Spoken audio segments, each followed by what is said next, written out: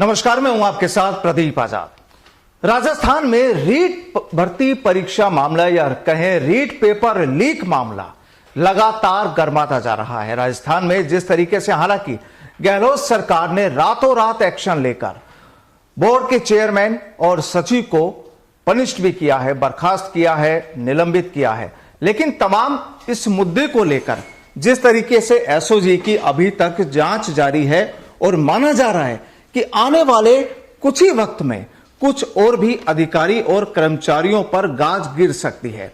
गहलोत सरकार की ओर से यह साफ कर दिया गया है कि इस मामले में जो भी दोषी होंगे, चाहे वो अधिकारी हो, नेता हो, तमाम कोई भी व्यक्ति हो, उन्हें बख्शा नहीं जाएगा। और राजस्थान के बेरोजगार लीडर्स की भी मांग यही है कि वाकई इस मसले पर किसी को नहीं बख्शा जाना चाहिए, क्योंकि यहां पर पूरा जो मामला है वो बेरोजगारों के जो जीवन है, जो उनका संघर्ष है, उस पर डिपेंड करता है।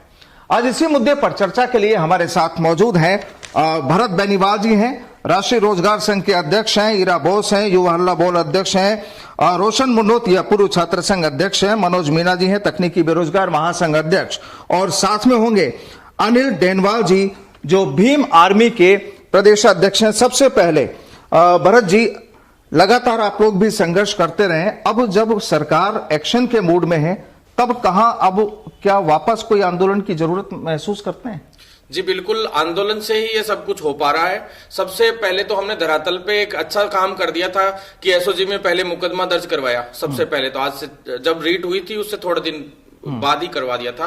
और उसी दौरान हमारा जो मेडिकल की भर्तियों को लेके कुछ स्पेशल चल रहा था, जिसमें पैरामेडिकल भर्तियों में एक बड़ी धांधली हुई थी, जिस धांधली में हमने दस्तावेज 468 अभ्यर्थियों के फर्जी दस्तावेज हमने एसओजी में सौंपे और कोर्ट के जरिए से मैंने एफआईआर दर्ज करवाई थी उस वक्त। और उसी के बाद जब इसमें धांधली हुई तो जो अभियुक्त इसमें है, इसमें कुछ अभियुक्त रीट से मिले हुए थे, दोनों में कॉमन अभियुक्त थे, और उन आरोपियों को दोनों के कॉमन होने की वजह से हमने रीट में भी इसमें नोटिस दिलवाया और इसमें जांच कराई कि जब इसमें है तो ये 100% ये रीट में भी इन्वॉल्वमेंट इनका हो सकता है, और खुल के सामने भी आया बाद में। तो सबसे पहली जीत तो हमारी ये थी कि हम उस वक्त एसओजी में मुकदमा दर्ज कराने में सक्षम रहे, और उसी की बदौलत आज ये एसओजी से आज जारोली जी तक, जी तो क्या लगाऊंगा ऐसे व्यक्ति के, जारोली तक मामला आया है। और बहुत जल्द इनके जो बड़े बड़े आका हैं उनके भी नाम खुलेंगे, क्योंकि भजनलाल इसमें, उदाराम और भजनलाल जो पैरामेडिकल भर्तियों में भी एक कॉमन आरोपी हैं। तो ये पहली बात तो ये। दूसरा बात, हमारा जो आंदोलन था उस वक्त वो मजबूत था। सचिवालय का अच्छा के पास नेहरू गार्डन में,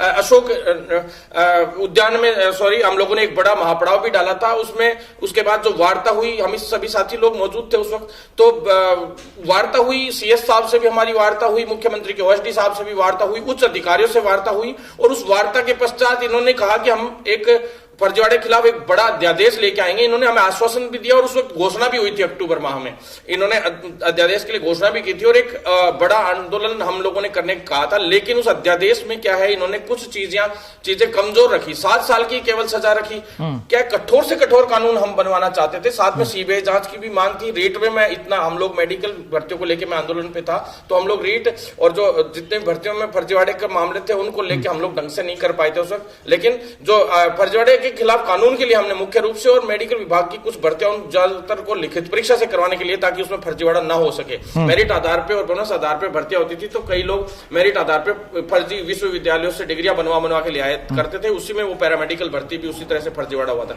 तो हमने निरंतर उसमें संघर्ष किया और हमें जीत भी मिली। लेकिन जो उसके बाद भी जब सरकार का जो ढर्रा था वो वैसे ही बना रहा, उन्होंने उसी पैटर्न पे चालू रखा मामला और इसमें मजबूती से काम नहीं किया, लोगों को क्या जल्द से जल्द गिरफ्तार नहीं किया। तो हमने एसओजी में मुकदमा करा रखा था, उसमें प्रगति रिपोर्ट भी मांगी। हालांकि उसके बाद भी सरकार से प्रगति रिपोर्ट आई तो कुछ लोगों की और गिरफ्तारियां हुई, भजनलाल की भी बाद में गिरफ्तारी हुई। उसी के तहत फिर आंदोलन जब हमने और मजबूत किया तो क्रांति मार्च में हम सभी साथी लोग मौजूद थे उस वक्त। ये हमारी पूरी टीम है, हम सभी साथी लोग एक टीम है और इसलिए आज यहाँ मौजूद है। तो हम लोगों ने क्रांति मार्च चलाया, 16 जिलों में क्रांति मार्च रहा।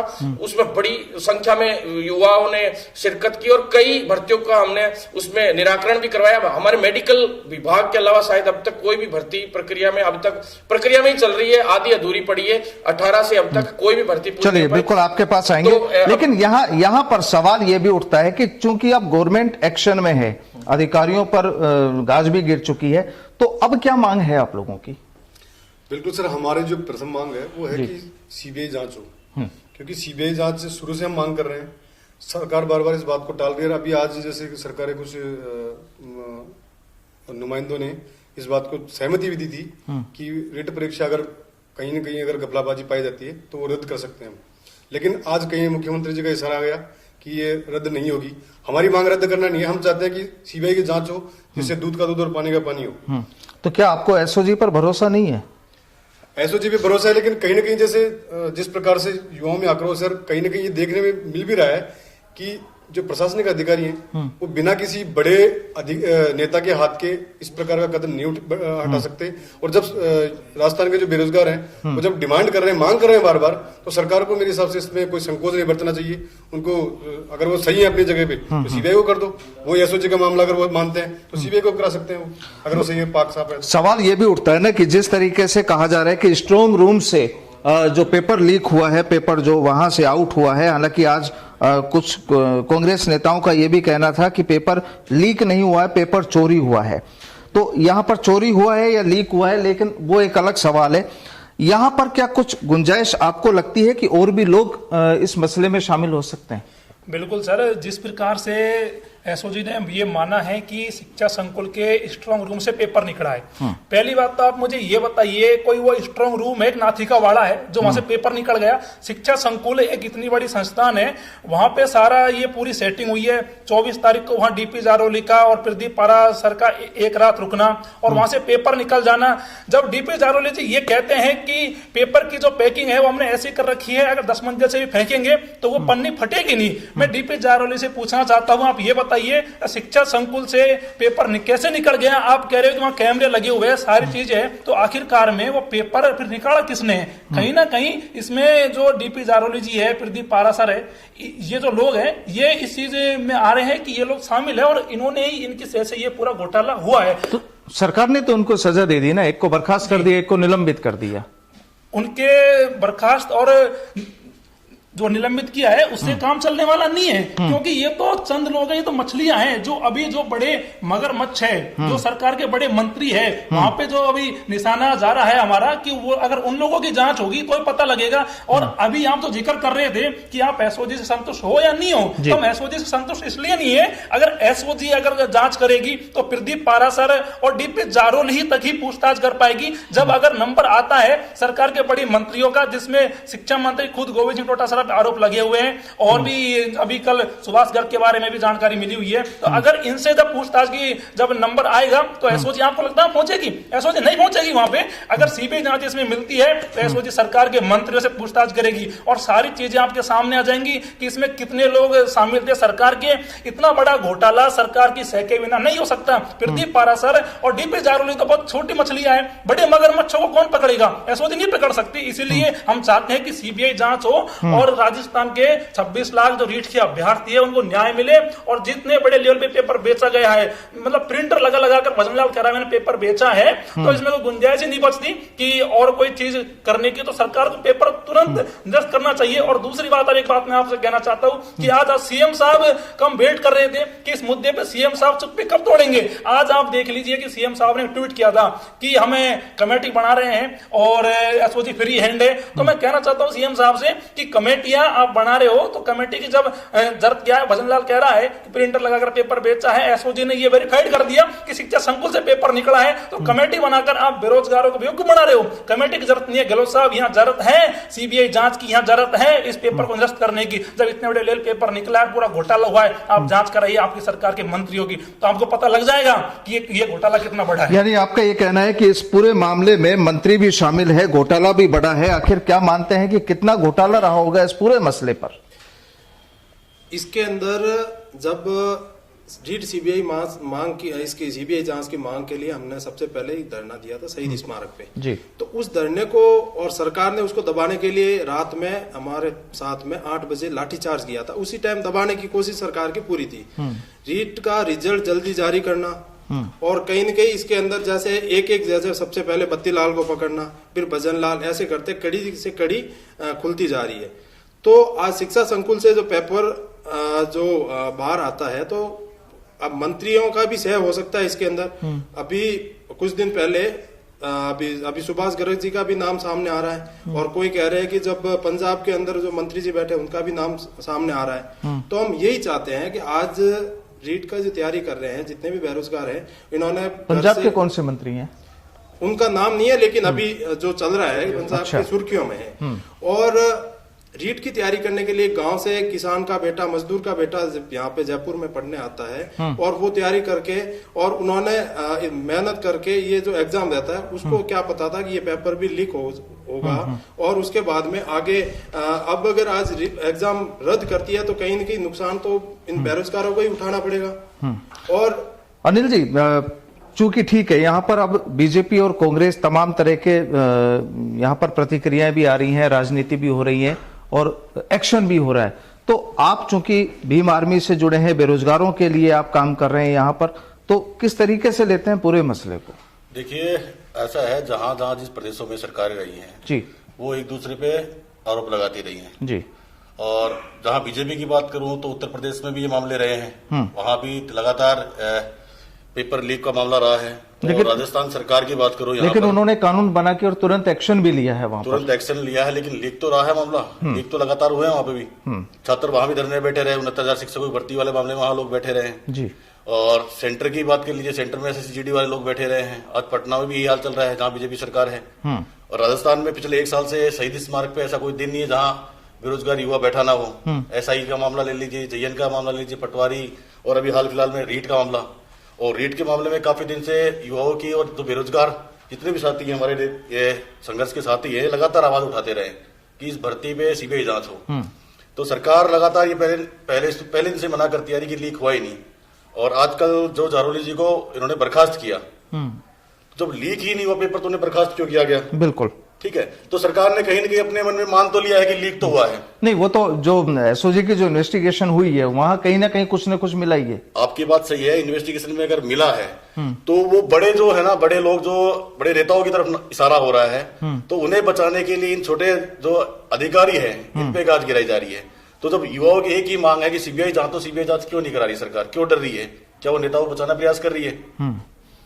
तो मूल मुद्दा यही कि बेनीवाल जी, मूल मुद्दा यही है कि CBI की यहां पर जांच होनी चाहिए, लेकिन सवाल वही कि SOG जो लगातार जो जांच कर रही है, और अगर जारोली या सेक्रेटरी को अगर आप पनिश कर रहे हैं, वो कोई खास महत्वपूर्ण नहीं है, ऐसा मानते हैं? जी देखिए, SOG को क्या है, राजस्थान सरकार दबाने का मादा रखती है और वो उसके इशारे पे भी काफी हद तक काम करती है। जब हमें प्रगति रिपोर्ट मांगनी पड़ती है कोर्ट के जरिए से, और जब जाके इनमें जांच होती है, मुकदमे तक दर्ज नहीं होते, बड़े बड़े आंदोलनों के बाद सिर्फ जांच में डाल दिया जाता है और जांच में डाल के सभी मामलों को ठंडा कर दिया जाता है, भर्ती प्रकरणों को। तो ये बहुत दुर्भाग्यपूर्ण है। तो इसके लिए हमारी मुख्य रूप से मांग CBI जांच की है। लेकिन सबसे मुख्य मांग जो है, गैंगस्टर एक्ट जो बने, उस एक्ट के अनुसार अगर कार्य नहीं हुआ तो ये जो जितने भी लोग हैं, सरकारी कर्मचारी हो चाहे कोई भी हो, उसमें लिप्त पाया जाता है तो वो व्यक्ति नहीं डरेगा, क्योंकि मर्डर के गहलोत सरकार ये भी कह रही है कि जो विधानसभा शुरू होने वाली है उसमें कुछ इस तरीके का बिल यहाँ पर होगा कि कड़ी सजा इस तरह के लोगों को उसको कठोर से कठोर होना बहुत जरूरी है। वो बिल पास करें, बहुत बहुत धन्यवाद है इसके लिए तो, लेकिन सबसे बड़ी बात है कि वो कठोर इतना होना चाहिए कि कोई भी व्यक्ति ये गुनाह करने से डरे, क्योंकि जब तक इनके दिल में डर नहीं बैठेगा इनके अंदर, क्योंकि मर्डर केस में भी अपने यहाँ लचीलापन थोड़ा सा आ जाता है उसकी वजह से, जो संविधान के उसमें, तो उसकी वजह से क्या है कि भी जो मर्डर वाले जो व्यक्ति रहते वो भी 6-6 महीने 1-1 साल में बाहर आ जाते हैं जमानत पे। तो एक तो वो गैर जमानती होना जरूरी है। दूसरा, जो एग्जाम सेंटर लेवल पे जितना भी सिस्टम हो, पूरा का पूरा कैमरे की निगरानी में, जिस दिन से पेपर हो ना उससे पहले से भी जो इन्विजिलेटर जो बैठेंगे वो भी कैमरे की निगरानी में स्टार्टअप करें, और लास्ट तक पूरा बायोमेट्रिक से लेके GPS सिस्टम डिजिटल पूरा वॉचिंग हो पूरी तरीके से। एक तो वो हो।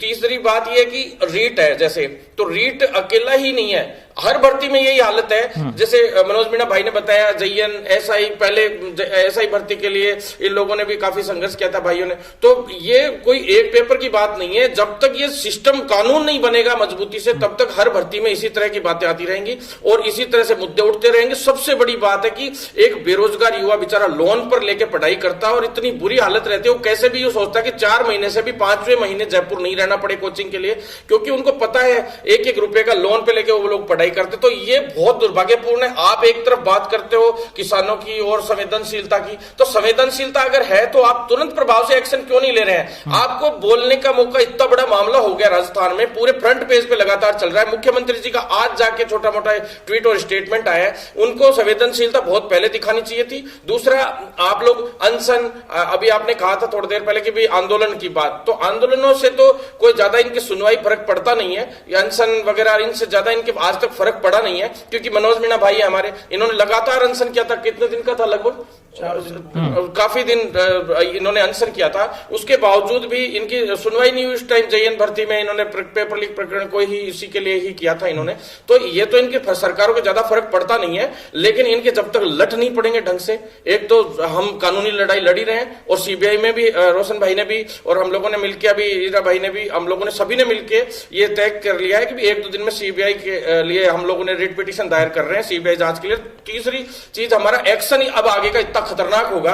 साफ सरकार को हम खुली धमकी दे रहे हैं, यहां से लाइव में आपके माध्यम से पहुंचाना चाहते हैं इस बात को कि हमारी इस बात को आप ये मत कहना कि कोई सजेशन हो या कुछ और हो। सीधी धमकी है हमारी सरकार को कि जब दिल्ली में ट्रैक्टर लेके किसान चढ़ सकते हैं, तो हम उन्हीं किसानों के बच्चे हैं। ट्रैक्टर लेके हम सीएम हाउस भी चढ़ सकते हैं, सीएम हाउस का घेराव भी कर सकते हैं, और सरकार 1% भी 0.1% भी बेरोजगार युवाओं को हल्के में ना ले, क्योंकि ये सारे वही किसानों के युवा, मजदूर वर्ग के, मध्यम वर्गीय परिवारों के बच्चे। क्योंकि हम अमीर वर्ग के होते तो आज हम कहीं बिजनेस खोल के बैठे रहते हमारे सभी साथी लोग। इसलिए हम अगर अपने हक के लिए लड़ते हैं, और सच में हम जाग चुके हैं पूरी तरह से, जागरूकता अभियान हमारा चलाया गया था, और आज हमारी बड़ी बैठक हुई है अशोक उद्यान में वापिस से, और बड़े कल ईरा जी और यहाँ जगतपुरा पे हम सभी साथियों ने बड़ी बैठक की थी, और अब अगला शिक्षा संकुल पे हमने ताले लगाए थे 1-2 दिन पहले, और अब बड़े स्तर पे सारे के सारे बोर्डों के ताले लगाएंगे सब जगह। जब ये बोर्ड क्या काम के हैं, जब इनमें चल ही रहा है, धांधलियां चलेंगी, तो जब पैसे भी बेचनी है तो फिर क्या बात, फिर काय की परीक्षा और काय का माध्यम। रोशन जी, यहाँ पर एक सवाल ये उठता है कि जब स्ट्रांग रूम में आप पेपर रखते हैं तो जाहिर सी बात है आपको प्रशासनिक तौर पर भी उनकी सुरक्षा रखनी होती है, लेकिन यहाँ पर जिस तरीके से जो खबरें आ रही हैं कि पेपर लिफाफे को काटा गया, वहां से पेपर निकाला गया और वहां से निकल गया, तो क्या ये मान लिया जाए कि कहानी का द एंड केवल यहीं पर है? नहीं, हम इसलिए तो सीबीआई जांच की मांग कर रहे हैं बार बार। हमारी पुनरावृत्ति है, शुरू से लेकर अभी तक भी हम ही इसी बात पे रहेंगे, लड़ाई लड़ेंगे पूरी अंतिम समय तक कि सीबीआई जांच की मांग को हम ऊपर रखें, क्योंकि हम बार बार सुन रहे हैं लोगों के माध्यम से ये बातें आ रही हैं, बहुत सारे मीडिया कर्मियों के माध्यम से ये बातें आ रही हैं, और बिल्कुल है कि ये बड़े जो मगरमच्छ हैं ऊपर, इनके ऊपर भी हैं, प्रभावशाली जो लोग हैं, उनके बिना एक जारौली एक ऐसा व्यक्ति नहीं है कि उसकी कड़ी वहीं खत्म हो जाती है। इसलिए जो सरकार बार बार सीबीआई की जांच की मांग से बचने का प्रयास कर रही है। तो यानी ये साफ हो चुका है कि इस कहानी के अभी और भी किरदार हैं, बहुत किरदार हैं, और उन किरदारों का खुलासा होना भी बाकी है। और जिस तरीके से भरत बेनीवाल की सीधी चेतावनी कि अगर सरकार ने युवाओं के साथ खिलवाड़ किया तो जिस तरीके से किसान दिल्ली में ट्रैक्टरों से चढ़ाई कर सकते हैं, वही हालात राजस्थान में भी हो सकते हैं, मंत्रियों के बंगलों पर, सीएम हाउस पर भी हो सकते हैं। ये एक बेहद बड़ा और देखा जाए तो सोचने वाली चीज है कि इतनी नौबत आना और सरकार का एक्शन में आना, लेकिन देरी से आना। और दूसरा बड़ा सवाल कि क्या वो वाकई इन 2 अधिकारियों के अलावा इनके जो आका हैं, और जहां से पूरी ढील मिली हुई थी, जिसके बाद ये पूरी पिक्चर तैयार हुई, उसका भी क्या सरकार कोई द एंड करती है या नहीं। चाहे बयानों में कई चीजें सामने आई हैं यहां पर, लेकिन देखना यह होगा कि असल तस्वीर पूरे मामले की क्या आती है, और कौन कौन लोग ऐसे हैं, कौन छोटे बड़े लोग ऐसे हैं जो तमाम इस पूरी फिल्म के किरदार रहे हैं, और जिन्होंने इस पूरे घोटाले का यहां पर खेल किया है। और माना जा रहा है कि लगभग करोड़ों में, 100 करोड़ से ज्यादा की जो चर्चाएं हैं, एक्चुअल नहीं है पता अभी, लेकिन करोड़ों में जो पूरा मामला सामने आ रहा है। सवाल ये कि एसओजी अब उस पूरे मामले की तह तक कब तक पहुंचती है और किन किन लोगों पर शिकंजा कसती है। आप सभी का हमारे साथ जुड़ने के लिए बहुत बहुत धन्यवाद। नमस्कार।